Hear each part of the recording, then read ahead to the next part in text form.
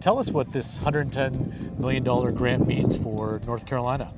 Well, Administrator Bhatt, we are so grateful for you, Secretary Buttigieg, President Biden, for all the members of Congress who came together in this bipartisan infrastructure law to help us fund and build the Alligator River Bridge right here in Terrell County to connect these two counties and connect eastern North Carolina.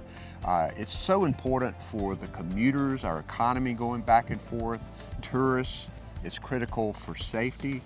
And when you think about everything that we have invested with high-speed internet access, with repairing water systems and roads and bridges, these are the investments of a generation. And it's going to affect people positively here in North Carolina for generations to come. We've been waiting for this infrastructure law for years and years and years. And finally, it's done in the first 2 years of the Biden administration.